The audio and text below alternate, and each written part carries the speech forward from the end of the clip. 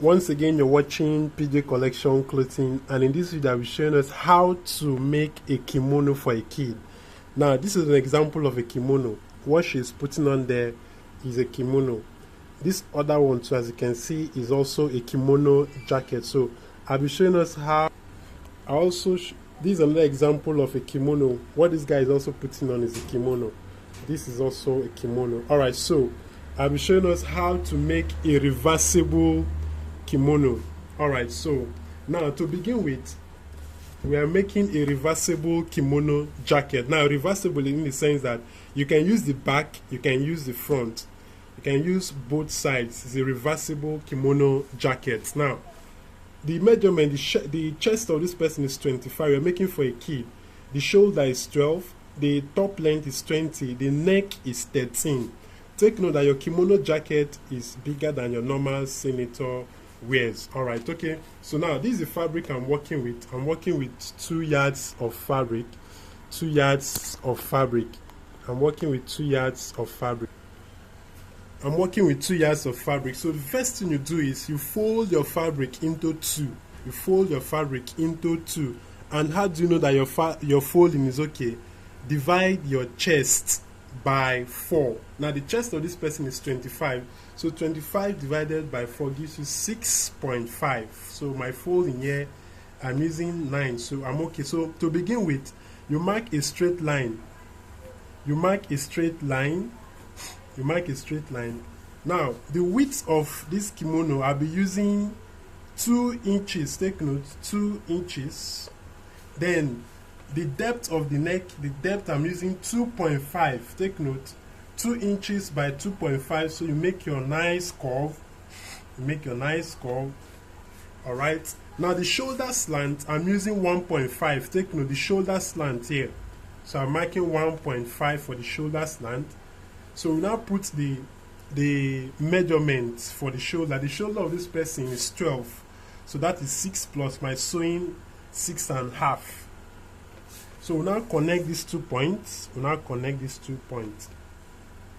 Now the next line to take is the chest line or the armhole line. Now the chest of this person we said is 25. Now 25 divided by 4 gives you 6.5. Then you move backward by 3. 1, 2, 3. Take note, this is the front we are cutting. So you move backward. Take note, this is the front. You divide the chest by 4. Then you remove 3. So this is 6.5. So 1, 2, 3. So mark at this point. So now put your chest measurement, which is 6.5. Then you add your sewing 1.5 inch sewing allowance. Then you now use your armhole to make your curve as shown. To make your armhole curve, alright? So the next thing for us to do is to take the kimono length. The length of this kimono is 20. So mark at 20. I'm adding just 1 inch. So this is it. Alright, so now come this way. Alright, so I'll be doing the cutting now. So we are cutting the neck. This is the neck. Then you cut your shoulder slant. You cut your shoulder slant. Then your armhole.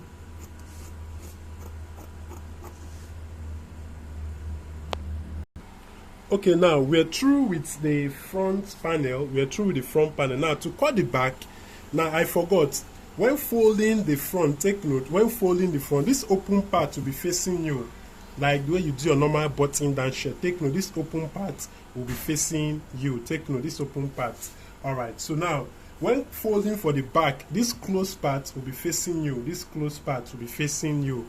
So we'll now pick this, we'll now join this together. Now, this is the back cutting now.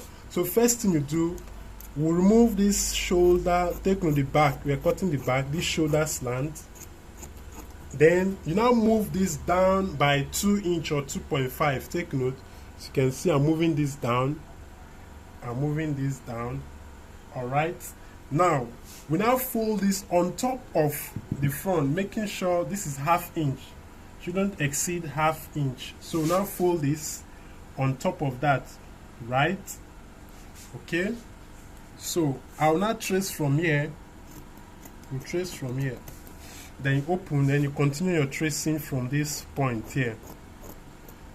All right, take note that your kimono neck circumference should be bigger than your senator neck. Now if you don't want to use a round neck, you can use the V neck pattern. That is, if you don't want to cut this, you can change this to V neck pattern or the straight type. All right, so the next thing I'll do, I'll quickly trace the armhole. So we are tracing this armhole this way, down this way. All right, then now cut this down. All right, so this is our front and back panel. Remember, we said we are making a reversible kimono jacket. So the next thing you do, you now use this to trace the lining that you want to use. Use this to trace the lining. Then you also use this back panel to trace the lining. So let's do that now. All right, so I'm through with the lining. Now this is the lining of my back panel. So you do the same thing for the front panel. Now if you take a look, if you notice that the lining of the lining is not the same length with the main fabric. So you do the same thing. Now you take a look, at least ½ inch. Now the neck too. Now this is the lining. I'll also reduce. Now take a look, I'll also remove a little at the neck point. I'll also remove a little at the neck point. This is the neck point of the lining. Then the armhole, I'll also remove a little at the armhole, as you can see. Now the reason why we're doing this, so that by the time we turn, it will relax properly well. Okay, so I've done this. So you do the same thing for the front. This is a front lining. So you reduce a little at the armhole, the neck, and also at this down. Take note that your lining should be shorter than your main fabric with at least ½ inch. So now let's go over to the sewing.